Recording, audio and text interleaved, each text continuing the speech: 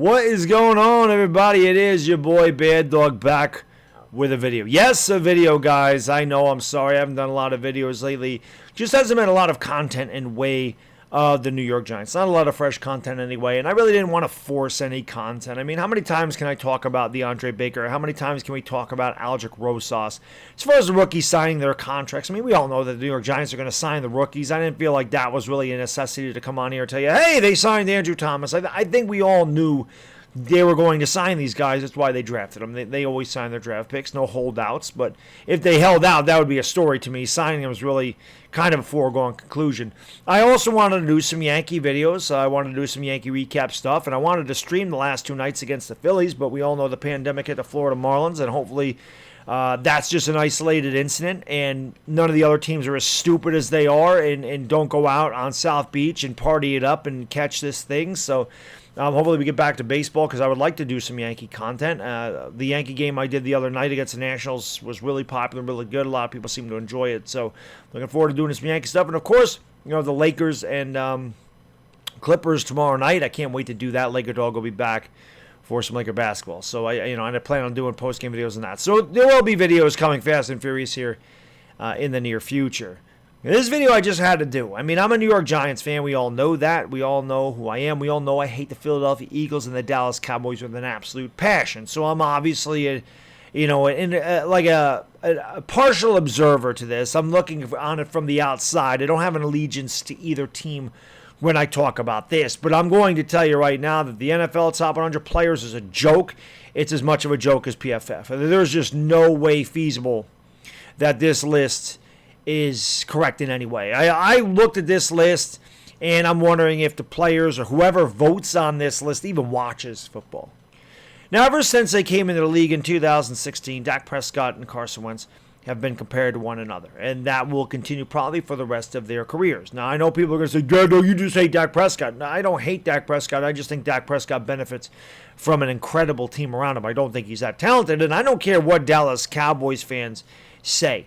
If Dak Prescott walked out the door tomorrow and went to the Detroit Lions, Dallas Cowboy fans aren't sticking up for Dak Prescott. They stick up for Dak Prescott because he's a Dallas Cowboy. They would, if he was a Detroit Lion, there's no way Dallas Cowboys fans are going, yeah, Dak Prescott's great. Save it. There could always be an argument on who's better between Dak Prescott and Carson Wentz. And honestly, you can make an argument for either guy.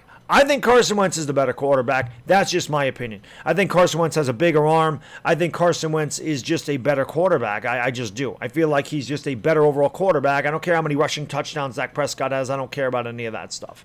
Okay, so I'm just saying I hope, or like I said, I think that Carson Wentz is just a better pure quarterback than Dak Prescott is. With that said, like I said, you can make an argument for them. I get the debate on both sides. I understand it. But you mean to tell me that Dak Prescott's ranked 46th on this list and Carson Wentz didn't make it? That's mind-boggling. Mind-boggling.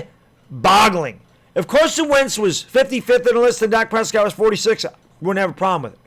If Carson Wentz was 50th and Dak Prescott was 40th, I don't have a problem with Dak Prescott being on the list higher than Carson Wentz.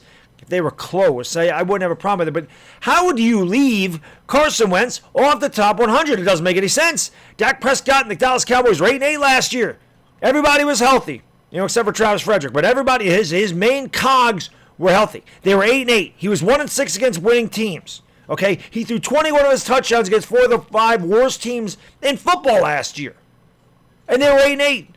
Carson Wentz was throwing to guys like Greg Ward at the end of the year. Practice squad wide receivers. He had nobody. No wide receiver caught more than 500 yards receiving from Carson Wentz. He still threw for over 4,000 yards, and the Eagles won the division. How in the hell is Carson Wentz not a top 100 player in 2020? That makes no sense to me at all. I hate the Eagles with a passion. I can't stand that team. But fair is fair. Okay? I am unbiased as far as this goes. People say, you like Carson Wentz better than Dak. Yeah, I think Carson Wentz is a better quarterback. I don't mean I like him better. Well, actually, I do like him better. Let's face it. But, I mean, let's be honest. That's absolutely ridiculous. I don't care who you root for. You cannot tell me that Carson Wentz doesn't belong on a top 100. You can't tell me that. And that's just BS. There's just no way They won the division. The guy threw for over 4,000 yards. How is he not on the list? It just doesn't make any sense. Kyler Murray made the list. I mean, and I love Kyler Murray. I'm a big Kyler Murray fan. Everybody knows that. But come on, man. He didn't deserve Rookie of the Year. That should have went to Josh Jacobs. I'm not even saying it should have went to Daniel Jones, even though Daniel Jones threw more touchdowns in less games than Kyler Murray. But regardless, I didn't care that he beat Daniel Jones out. He shouldn't have beat Josh Jacobs. And I love Murray. I think Murray's a dark horse MVP candidate this year. But last year, Kyler Murray's not a better quarterback than Carson Wentz last year. He's just not. So what is this list exactly? It's a joke. It's an absolute joke. You can't tell me Carson Wentz is not a top 100 player in 2019. Sorry. That list, you lost all credibility. I mean, not that it had much credibility to begin with. It's a popularity contest. There's always huge Dallas bias in the media. We all know that. Media bias towards the Cowboys always has, since I was growing up. It was always like that. It always will be like that. But, I mean, my God, you can't tell me that Carson Wentz doesn't belong in the top 100. I don't care who you root for. I don't care how biased you are. Like I said, you want to say Dak Prescott's better, Dak Prescott's a higher on the list, that's fine. I don't care if Carson Wentz was 10 spots below him. But to leave him off the list with Dak Prescott 46 is laughable. Absolutely laughable. As is NFL Network, as is PFF, as is these guys that make these stupid lists. It just doesn't make any sense to me.